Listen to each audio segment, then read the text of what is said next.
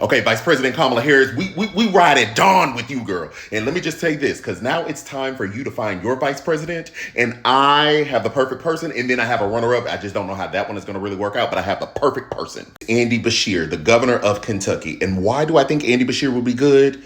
Is because he is the governor of a very red state. Andy is a lawyer who in private practice focused on consumers and nonprofits. He then went on to run for the state's attorney general against a Republican and won. It was like 50-49, so he edged him out, right? State is real ruby red, but he still became the state's attorney general. Ran in the state as the state's governor in 2019 and won like 49-48. Again, the state still remained ruby red. The legislature was with the Republicans, but they elected a Democrat to run the governorship or to be the top executive of the state. And then he just recently won re-election again as the state's governor. So what this tells me is that Republicans, although they want Republicans in the state, they are still willing to vote for a Democrat because they trust and believe this man. Not only that, this man daddy used to be the governor too way back. So he has name recognition and people trust the name. And clearly he is doing a good job for the people of Kentucky because they continue to vote for him. So how does this translate? One, you potentially pick up a red state for the presidency. Potentially.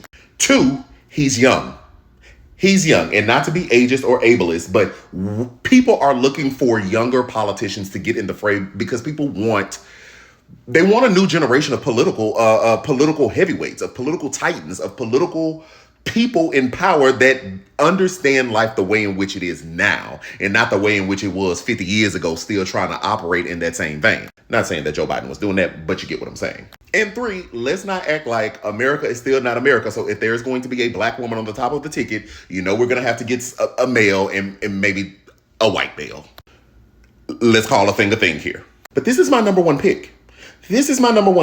Keep an eye out for Andy Beshear. My number two pick would be Gavin Newsom. And the reason I don't know if it would work because I don't know if the same issues might apply because they're technically from the same state. They have the same state residency. So I think that might automatically legally kick him out of the running. But then two, I don't know if it would work. Well, let me talk about the positives first. This man is a powerhouse. This man linguistically and being an orator and communicating the issues and how he sees for it and prosecuting the case, if you will, that like Kamala Harris would do, is chef's kiss, top tier. Did you see the debate between him and, what's the man name? Ron DeSantis, when Ron DeSantis was even running for president, but somehow had a debate with another governor, whatever. Excellent communicator.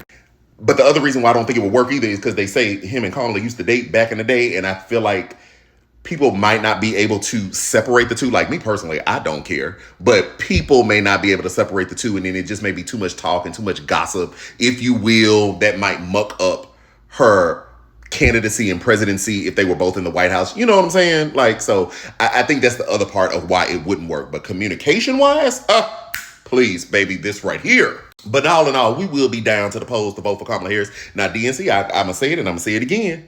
Black people will ride at dawn if she remains at the top of the ticket. We will ride at dawn. So let's go ahead and do what we got to do.